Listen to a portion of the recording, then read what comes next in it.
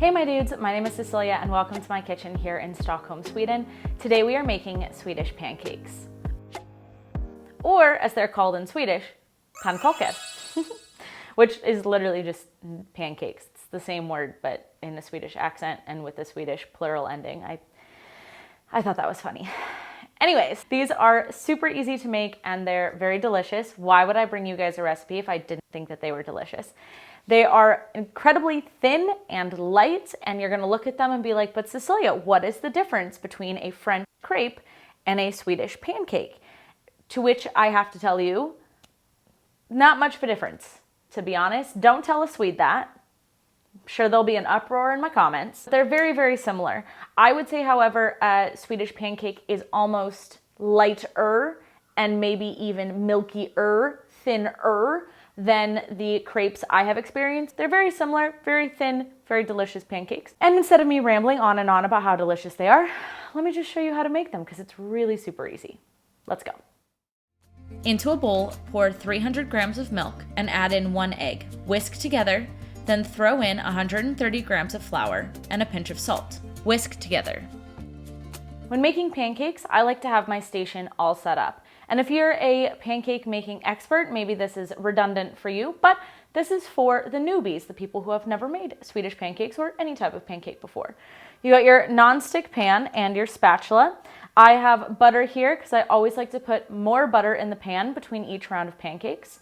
My pancake batter, my scoopy guy, I'm using an American cup measure because I have tried to do this with a deciliter measure and I need more than a deciliter, which is about a half US cup, to fill the bottom of my pan. So I'm going to be using my US cup measure. And then of course the plate where all of our pancakes are going to land. Also, so that you guys can see this more easily, I'm using my induction. However, it does have a fan. You're gonna hear that. And also I have a very sensitive smoke alarm in my apartment. So I am gonna have to put on my hood, which is off camera here, and it is going to be quite loud. So I apologize in advance for the rushing air noise you guys are gonna hear while I make these pancakes, but I don't wanna set the fire alarm off again. The first thing we want to do is melt about a tablespoon of butter. I just think it makes for a nicer, silkier pancake. All right, there we go, and directly in. Stir that together. I find it really helps the batter like come together. A little bit more butter here. And we are going to do our first test pancake. Maybe this batter is too loose. I don't think it's too thin. We have to see.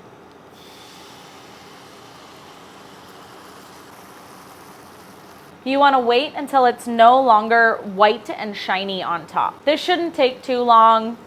30 seconds to a minute, maybe. All right, there we go. Let's see what we're looking at here. You can tell my induction has a hot spot. Oh, lovely. I just want to taste this real quick. Oh my God, it's so hot. Wow. I mean, how could it be bad? But this is like so delicious. All right, gonna put my little snacky taster here. And now we're gonna do it for real.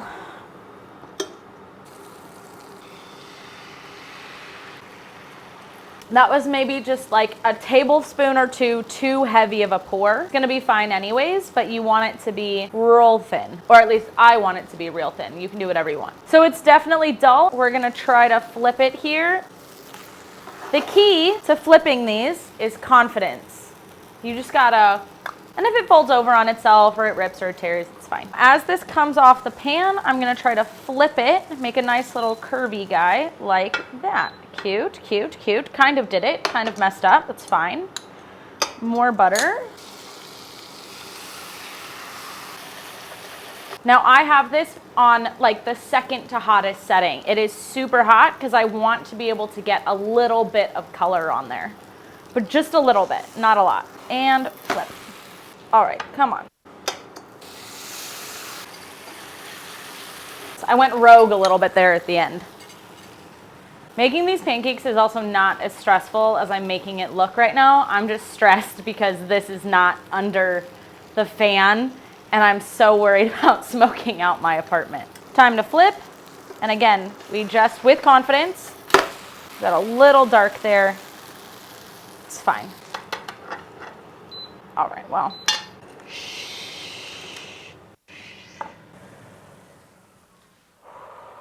Silence. I'm gonna try to make this one a little bit cuter here. Oh, it's so hot. This is tremendously hot right now, but it's like I always say, you guys, what are fingers for? Fingers are for burning. There we go. Cute. So cute.